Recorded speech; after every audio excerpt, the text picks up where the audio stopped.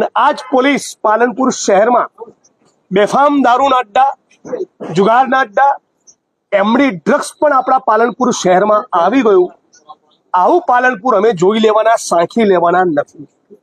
વારંવારની ફરિયાદો, જિલ્લા સંકલનમાં પ્રશ્નો પાડીએ, મીડિયા સમક્ષ બાઇટ્સ આપીએ, વિધાનસભાના મંચ પર બોલીએ. એ બાદ પણ જો બનાસકાંઠા પોલીસની શાન ઠેકાણે આવતી ન હોય તો એમની શાન ઠેકાણે લાવવા માટે પછી મેદાને આવવું પડશે. હું આખા ગુજરાતના એક એક જિલ્લે તાલુકે જઈને પલાઠી વાળીને લડત કરતો હોઉં છું. એવો પ્રયોગ બનાસકાંઠા પોલીસ પ્રશાસન મારી જોડે અહીંયા ઈચ્છતી હોય તો એના માટે પણ તૈયાર છું. પણ હવે દારૂ, જુગાર ને ડ્રગ્સની મેટરમાં કોઈ કોમ્પ્રોમાઇઝ કરવાનો નથી.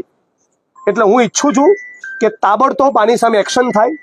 બનાસકાંઠાના પાલનપુર શહેરના એક પોલીસ ઇન્સ્પેક્ટર એક બુટલેગરની વૈભવી ગાડી ફેરવી રહ્યા છે. બીજા એક પોલીસ ઇન્સ્પેક્ટર પૂરી જવાબદારી સાથે કહું છું, આઈજી સુધી મામલો ગયો છે. 1 કિલો સોનું ગાયબ કરી દીધું.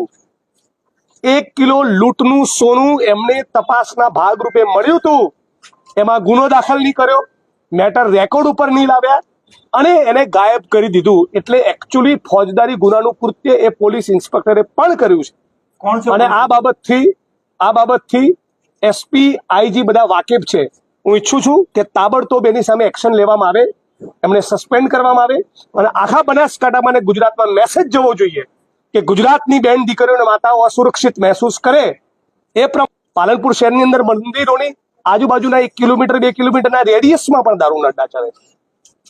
બનાસકાંઠાના કલેક્ટરના બંગલાના 2 કિલોમીટરની રેડિયસમાં પણ અડ્ડા ચાલે છે. તો બનાસકાંઠા પોલીસ પ્રશાસનની જવાબદારી બને છે કે નહીં આ બુટલેગરોને ફિટ કરવાની? એના બદલે એમને ગિફ્ટ કરેલી ગાડીઓમાં જો પોલીસ ઇન્સ્પેક્ટરો ફરતા હોય અને ડીવાયએસપી કોઈ એક્શન લેવા માંગતા ના હોય મિસ્ટર ગામિત, તો પોલીસે એની સામે કાર્યવાહી કરવી જોઈએ.